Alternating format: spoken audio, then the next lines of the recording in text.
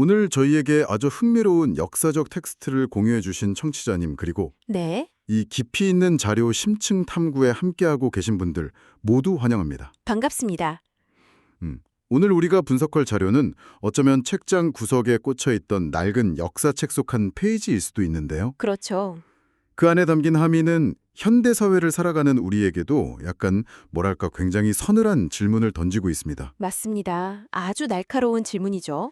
오늘 청취자님께서 보내주신 자료들을 바탕으로 우리가 파헤쳐볼 텍스트는 일련의 삼국유사, 그중에서도 기이한 이야기들을 모아둔 기이편에 등장하는 아주 짧고 강렬한 기록입니다. 네, 한국사를 좋아하시는 분들이라면 한 번쯤 들어보셨을 텍스트죠. 구체적인 시대적 배경을 먼저 짚어드리면 통일신라 제49대 헌강왕이 다스리던 시기입니다. 서기로 치면 875년에서 886년 사이가 되겠네요. 네, 맞아요. 바로 그 시절 수도 서라벌, 그러니까 지금의 경주 풍경을 묘사한 건데요. 청취자 여러분, 한번 상상해 보시겠어요? 네, 상상력이 좀 필요합니다. 만약 어떤 거대한 대도시에 허름한 처가집이 단 한 채도 존재하지 않고 하나도 없고요. 거리에서는 밤낮을 가리지 않고 축제의 음악 소리가 끊이지 않는다면 우리는 그 도시를 어떻게 평가해야 할까요? 보통은 최고의 전성기라고 생각하기 쉽죠. 그렇죠. 오늘 탐구의 미션은 바로 이 지점에서 출발합니다. 이 압도적인 물질적 풍요가 과연 한 사회가 도달할 수 있는 가장 완벽한 최고 전성기를 의미하는 것인지 아니면 아니면 내부에서부터 이미 붕괴가 시작되었음을 알리는 멸망의 전조현성인지 오늘 함께 짚어보겠습니다. 그 질문이야말로 오늘 우리가 이 텍스트를 단순한 고대 도시의 풍경 묘사가 아니라 하나의 거대한 사회학적 보고서로 읽어야 하는 핵심적인 이유입니다. 사회학적 보고서요? 네, 통상적으로 우리가 고대 사회의 기록을 볼 때 그들이 얼마나 척박한 환경에서 살았을지를 무의식적으로 전제하곤 하거든요. 맞아요. 아무래도 옛날이니까 다들 좀 힘들게 살았겠지 하는 고정관념이 있죠. 그런데 오늘 다룰 헝광왕 대이, 신라 서라벌 묘사는 그런 우리의 고정관념을 완전히 산산조각 냅니다. 완전히 깨버리죠. 짧은 몇 개의 한문 구절 속에 당시 신라 최상류층이 도달했던 극단적인 사치의 수준, 그리고 그 이면에서 소리 없이 진행되고 있던 국가 시스템의 균열이 아주 정밀하게 압축되어 있습니다. 그러니까 기록이라는 것은 겉으로 드러난 현상 자체이기도 하지만 네, 그 현상을 남긴 역사가의 날카로운 시대적 진단이기도 하다는 말씀이시군요. 정확합니다. 이련 스님이 이 기록을 남겼을 게 시전까지 함께 읽어내야 하거든요. 좋습니다. 그래서 오늘 이 구절들을 하나하나 곱씹어보는 과정이 더욱 기대가 되는데요. 가장 먼저 등장하는 구절부터 그 규모가 예사롭지 않습니다. 첫 번째 구절부터 아주 강렬하죠. 자, 이걸 한번 파헤쳐볼까요? 기록을 보면 신라의 왕과 귀족들에게 우사절 유택, 즉 봄, 여름, 가을, 겨울 4계절에 맞춰서 옮겨다니며 즐기는 전용 별장들이 따로 있었다고 명시되어 있습니다. 계절마다 별장이 하나씩 있었던 겁니다. 구체적인 명칭까지 남아있잖아요. 봄에는 동야택, 여름에는 공양택. 가을에는 구지택, 그리고 겨울에는 가이택이었죠. 맞습니다. 우리 청취자님도 늦드시겠지만 한반도처럼 4계절이 뚜렷한 기후에서 계절마다 최적의 환경을 갖춘 저택을 4곳이나 비워두고 돌아가며 사용했다는 건 네, 그 자체로 엄청난 자원의 독점을 의미하는 것 아닐까요? 아주 예리한 지적이십니다. 여기서 우리가 주목할 만한 점은요. 이 사전주택의 존재를 현대적인 의미의 별장이나 막 세컨드 하우스 개념으로 축소해서 이해하면 곤란하다는 겁니다. 아, 세컨드 하우스 그 이상의 의미가 있다는 건가요? 훨씬 크죠. 고대 사회에서 왕족과 최상위 진골 귀족들이 계절에 따라 거처를 옮겼다는 것은 단순히 가족 몇 명이 차 타고 휴가를 떠나는 수준이 아니었기 때문입니다. 그럼 어느 정도 규모였을까요? 수백 명에 달하는 가솔들과 호위병력, 그리고 그들의 화려한 생활 수준을 유지하기 위한 막대한 식량과 각종 사치품들이 수레에 실려 대규모로 이동하는 거거든요. 와, 수백 명이 한꺼번에 움직이는 거네요. 네, 그러니까 이건 하나의 움직이는 궁정 혹은 소형 도시의 이동에 가까웠을 겁니다. 소형 도시의 이동. 상상만 해도 그 행렬이 어마어마했겠네요. 길을 완전히 가득 채웠겠어요. 게다가 더 놀라운 건 1년 중 특정 계절에만 머무는 이 거대한 저택 3곳은 나머지 9달 동안 텅 비어 있었겠네요. 맞습니다. 나머지 9달 동안 텅 비어있는 상태로 완벽하게 유지보수되어야 한다는 거죠. 아, 빈집을 그냥 두는 게 아니라 계속 관리를 해야 하니까요. 네. 이것은 노동력과 물자의 극단적인 낭비를 감수하고서라도 자신들의 권력과 부를 과시하려 했던 최상류층의 심리적 상태를 적나라하게 보여줍니다. 텅 빈 거대 저택들을 1년 내내 관리하기 위해 동원되었을 수많은 하인들과 관리인들의 노동력을 생각해보면 그 경제적 비용이 정말 상상을 초월했겠네요. 현대의 재벌들도 그렇게 하기는 쉽지 않을 겁니다. 더구나 당시 신라의 철저한 신분 제도인 골품제를 떠올려 보면요. 네, 골품제. 이러한 사계절 별장 문화는 오직 진골 이상의 최상위 계층, 즉 사회 전체 인구의 극소수만이 누릴 수 있었던 철저히 폐쇄적인 럭셔리 라이프였을 거잖아요. 정확합니다. 그들만의 리그였죠. 그 막대한 유지비가 결국 어디서 나왔을 거를 생각해 보면 결국 수도 서라벌 바깥에 있는 지방 백성들의 고열을 짜내는 가혹한 수치 체제가 바탕이 되지 않고서는 네. 절대 불가능한 구조였겠네요. 바로 그 맥락을 짚어보는 것이 중요합니다. 이 화려한 별장들의 목록은 역설적으로 당시 신라의 부가, 수도 서라벌, 그중에서도 극소수의 귀족 가문에 얼마나 기형적으로 집중되어 있었는지를 증명하는 영수증과도 같습니다. 영수증이요? 표현이 확 와닿네요. 부의 재분배가 완전히 마비된 상태에서 국가의 중앙 컨트롤 타워 역할을 해야 할 귀족들이 계절의 변화를 즐기는 유희에만 막대한 국가적 역량을 소모하고 있었다는 뜻이니까요. 네, 정말 어떻게 보면 좀 씁쓸한 풍경인데요. 그렇게 부가 한 곳으로 쏠리다 보니 도성 안의 풍경 자체도 우리가 상상하는 일반적인 고대 도시와는 완전히 달랐던 것 같습니다. 완전히 달랐죠. 다음 구절이 그걸 말해주고 있습니다. 여기서 정말 흥미로운 부분으로 넘어가 볼게요. 이어지는 기록을 보면 제49대 헌강대영 시절에는 도성 안에 초가집이 단 한 채도 없었다. 한문으로는 성중무일초옥이라고 하죠. 네, 성중무일초옥. 청취자님, 머릿속으로 한번 그려보십시오. 수만 혹은 십수만 채의 집이 들어선 거대한 수도 전체에 집으로 지은 지붕이 0%라는 겁니다. 0%. 사실 고대 사회에서는 상상하기 힘든 수치죠. 모든 집이 번듯한 기와집이었다는 뜻인데 당시 기와의 건축 단가를 고려하면 이건 단순히 서라벌 주민들이 경제적으로 좀 넉넉했다. 이런 정도의 표현이 아니지 않습니까? 네, 맞습니다. 초가집이 하나도 없었다는 이 문장은 사실 시각적인 묘사를 넘어선 아주 강력한 경제적 선언입니다. 경제적 선언이요? 어떤 의미에서 그럴까요? 전통 건축에서 초가지붕은요, 볏짚을 이용해 마을 사람들이 품앗이로 매년 새롭게 엮어 올릴 수 있는 자연 순환적이고 서민적인 주거 형태거든요. 그렇죠. 농사 짓고 남은 볏짚으로 지붕을 얹으니까 돈이 크게 들진 않죠. 반면 기와를 올리기 위해서는 과정이 완전히 다릅니다. 엄청난 양의 질 좋은 진흙을 채굴해야 하고요. 흙부터 파야 하네요. 네, 그리고 그것을 고온의 가마에서 구워내기 위해 산에 깎아낼 수준의 막대한 땔감이 필요합니다. 불을 떼야 하니까 나무가 어마어마하게 들어가겠군요. 게다가 기와를 굽고 올리는 일은 아무나 할 수 있는 게 아니에요. 고도로 훈련된 전문 장인들만이 할 수 있는 작업입니다. 그렇겠네요. 기술자들의 인건비도 엄청났을 거고요. 그러니까 도성 전체가 기와집으로 뒤덮여 있었다는 것은 서라벌이라는 도시 자체가 한반도 전체의 자원과 고급 노동력을 블랙홀처럼 빨아들이고 있었다는 뜻입니다. 블랙홀처럼요. 약간의 과장에 섞인 문학적 수사라고 하더라도 당시 신라 수도의 물질적 풍요가 임계점을 넘어섰음을 보여주는 지표임은 분명하죠. 기와집을 짓기 위해 소비된 그 막대한 땔감과 진흙, 그리고 장인들의 노동력을 생각하니까 무일초옥이라는 네 글자가 단순히 아름답고 잘 사는 풍경이구나, 이게 아니라 거대한 자원 착취의 결과물로 다가오네요. 맞습니다. 그래서 텍스트 이면을 봐야 하는 거고요. 게다가 그 도시의 밀도를 묘사한 다음 구절도 아주 인상적입니다. 접각 연장, 즉 집들의 처마가 서로 맞닿아 있고 담장이 끊임없이 연달아 이어져 있었다고 하죠.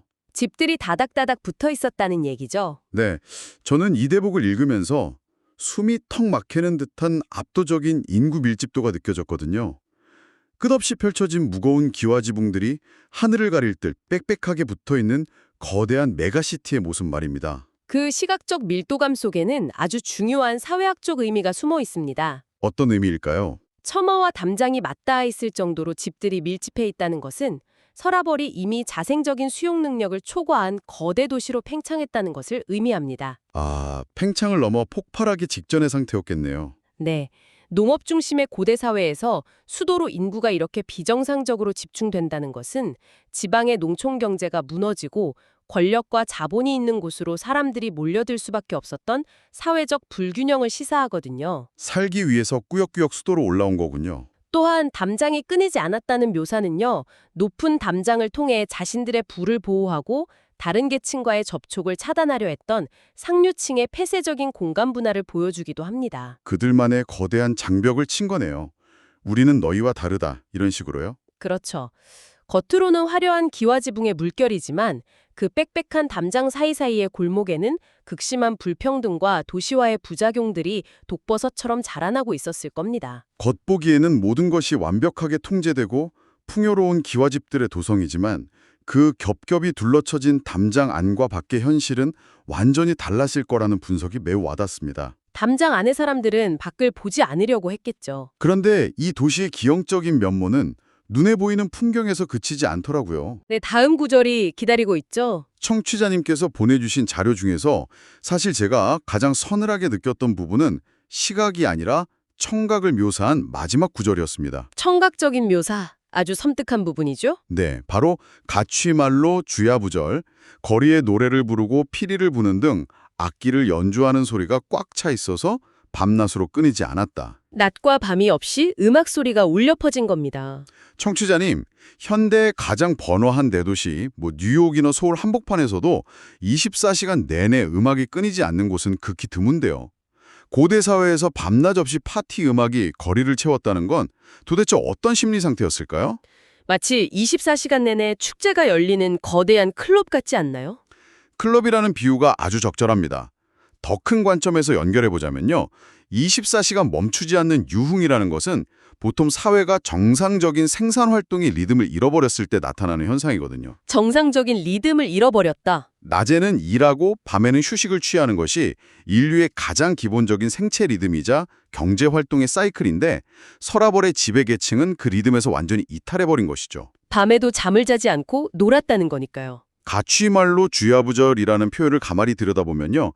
마치 침묵을 두려워하는 사람들의 강박증처럼 느껴지기도 합니다. 강박증이요? 조용해지는 걸 견디지 못하는 건가요? 네, 자신들의 부와 권력이 영원할 것이라는 착각 속에서 그들은 음악과 술로 끊임없이 감각을 마비시키며 스스로를 현실과 격리시켰을 것입니다. 아, 침묵을 두려워하는 강박증이라는 표현이 이 상황을 완벽하게 설명해 주는 것 같습니다. 일종의 거대한 에코 체인버 안에 갇혀버린 거네요. 아주 정확한 비유입니다. 자기들의 목소리만 듣는 거죠. 높은 기와집 담장 안에서 자기들끼리 모여 밤낮으로 비싼 악기를 연주하고 노래를 부르느라 담장 너머 지방에서 굶어 죽어가는 백성들의 신음소리나 분노의 목소리는 아예 들리지 않았던 겁니다. 들리지 않기도 했고 듣고 싶지도 않았겠죠. 아니 어쩌면 그 불길한 현실의 소리를 애써 지워버리기 위해 피리 소리를 더욱 크게 밤낮 없이 울려 퍼지게 만들었을지도 모르겠다는 생각이 듭니다. 매우 중요한 통찰을 해주셨습니다. 겉보기에는 태평성대와 극도의 번영을 누리는 것 같지만 귀족 중심의 향락 문화가 밤낮 없이 이어졌다는 것은 사실 신라 사회가 골마가고 있었다는 증거거든요. 안에서부터 썩고 있었던 거군요. 네. 역사의 큰 줄기를 살펴보면요. 헌강왕이 세상을 떠난 지 불과 몇 년 지나지 않아 신라 전역은 걷잡을 수 없는 농민 반란의 소용돌이에 휩싸이게 됩니다. 아, 불과 몇 년 뒤에요. 정말 코앞이었네요. 네. 진성여왕대에 이르러 원종과 애노의 난을 비롯한 전국적인 밀란이 터지면서 천년 왕국 신라는 사실상 멸망의 길, 즉 후삼국 시대로 접어들게 되죠. 세상에. 이 역사적 타임라인을 고려하면 헌강왕 시대에 그 끊이지 않던 파티 음악은 태평성대 찬가가 아니라 국가 시스템의 완전한 파산을 알리는 장송곡이나 다름없었습니다. 장송곡이요? 배 밑바닥에 구멍이 뚫려 물이 차오르고 있는데 1등실의 승객들은 그것도 모른 채 가장 화려한 옷을 입고 밤새 왈츠를 추고 있었던 것이죠. 와, 그 유명한 타이타닉호의 침몰 직전 갑판 위에서 울려 퍼지던 현악 사중주의 연주가 떠오르는 묘사네요. 네, 상황이 아주 비슷하죠. 배가 가라앉고 있다는 사실을 철저히 부정하고 싶었던 사람들의 마지막 발버둥 같다 할까요? 그렇게 생각하니까 이 짧은 한문 구절들을 기록으로 남긴 이련 스님의 의도도 굉장히 명확해집니다. 어떤 의도로 보이시나요? 삼국유사가 쓰인 시기가 고려시대잖아요. 그것도 몽골의 침략으로 온 나라가 쑥대밭이 되었던 참혹한 시기라고 알고 있는데요. 네, 가장 고통스럽고 어두웠던 시기 중 하나죠. 이련 스님은 과거 신라의 화려함을 그저 우리 조상들이 이렇게 잘 살았었다 미어 자랑하거나 그리워하기 위해 이 기록을 남긴 게 아닐 텐데요. 그렇습니다. 이련 스님은 고난의 시대를 살아가던 지식인으로서 과거의 역사를 통해 당시 사람들에게 뼈아픈 교훈을 전달하고자 했을 것입니다. 교훈을 남기고자 했다. 기이편에 이토록 화려한 헌강왕 시대의 풍경을 기록해 둔 것은요. 극단적인 물질적 번영과 권력층의 브레이크 없는 사치, 그리고 현실 감각을 상실한 향락이 어떻게 한 국가의 뼈대를 안에서부터 썩게 만드는지를 보여주는 아주 정교한 경고장이었던 셈입니다. 경고장이었군요. 겉보기에는 초가집 하나 없는 완벽한 부유함이었지만 그것은 건강한 경제구조에서 나온 과실이 아니라 착취를 통한 일시적인 버블이었음을 꿰뚫어 본 것이죠. 버블, 언제 터질지 모르는 거품 말이죠. 네, 빛이 비정상적으로 강렬하다는 것은 곧 어둠이 그 모든 것을 집어삼킬 순간이 임박했음을 알리는 자연의 섭리와도 같습니다. 네, 오늘 청취자님께서 보내주신 자료를 바탕으로 우리가 함께 탐구한 내용을 갈무리해 볼 시간이네요. 시간이 벌써 그렇게 됐군요. 오늘 우리는 통일신라 헌강왕 시대의 서라벌을 들여다보며 아주 역설적인 풍경을 마주했습니다. 네, 겉과 속이 너무나 달랐던 도시였죠. 네, 네 계절에 맞춰 이동하는 초호화별장, 초가집을 완전히 소고해버리고 처마를 맞든 끝없는 기와집들의 행렬, 네. 그리고 밤낮을 가리지 않고 24시간 도시를 채우던 화려한 연회의 음악소리까지요. 정말 극단적인 화려함의 극치였습니다. 누군가는 이를 두고 인류가 꿈꾸는 완벽한 럭셔리의 실현이라고 묘사할지 모르지만 역사적 맥락 속에서 이 화려함은 극심한 불평등과 수취체제의 붕괴를 뜻하는 거였습니다. 맞습니다. 그리고 다가올 멸망을 향해 질주하는 지배계층의 눈먼 폭주를 의미했다는 점을 우리가 명확히 짚어봤습니다. 이번 심층 탐구가 우리에게 시사하는 바는 단순히 천년 전 고대 국가의 부패상을 확인하는 데 그치지 않습니다. 네, 언제나 역사는 현재와 연결되니까요. 역사라는 거울은 언제나 현재를 비추기 마련이거든요. 현대 사회는 헌강왕 시대의 신라 귀족들은 상상조차 할 수 없을 만큼 압도적인 물질적 풍요와 정보의 홍수 속을 살아가고 있습니다. 지금 우리의 풍요로움은 신라 귀족들과 비교할 수 없을 정도죠. 그렇다면 과연 우리는 이 눈부신 번영 속에서 고마가고 있는 사회적 균열을 제대로 인지하고 있는지, 아, 뼈아픈 질문이네요. 건강한 발전과 파멸로 향하는 쇠퇴의 징후를 명확히 구분해낼 수 있는 지혜를 가지고 있는지 되돌아보게 됩니다. 맞습니다. 오늘 탐구를 함께해 주신 청취자님, 그리고 이 시간을 나누고 계신 모든 분들께 오늘 한 가지 도발적인 질문을 남기며 이 시간을 마무리하고자 합니다. 네, 어떤 질문인가요? 만약 지금으로부터 다시 1000년의 세월이 흐른 뒤 미래의 역사가들이 지금 우리가 숨쉬고 있는 이 21세기의 최고 전성기를 기록하게 된다면 어떨까요? 흥미로운 상상이네요. 그들의 눈에 비친 우리의 사계절 별장이나 밤낮으로 끊이지 않는 피리소리는 과연 어떤 모습으로 묘사될까요? 우리 시대의 럭셔리가 어떻게 평가받을지 궁금해지네요. 청취자 여러분, 지금 당장 우리가 맹목적으로 열광하며 누리고 있는 현대의 수많은 럭셔리 라이프나 기술적 풍요들 중에서 훗날 멸망 직전의 아슬아슬한 폭풍 전야의 징조로 기록될 만한 것은 과연 무엇일지 한번 깊이 고민해 보시기 바랍니다. 정말 많은 생각을 하게 만드는 질문입니다. 당연하다고 믿었던 것들의 물음표를 던져보는 이 시간들이 여러분을 조금 더 넓고 예리한 시야를 가진 사람으로 만들어줄 것이라 확신합니다. 오늘 자료 심층 탐구는 여기까지입니다. 긴 시간 함께해 주셔서 감사합니다. 다음번에도 흥미로운 텍스트와 놀라운 통찰을 가득 안고 다시 찾아오겠습니다. 함께해 주셔서 감사합니다.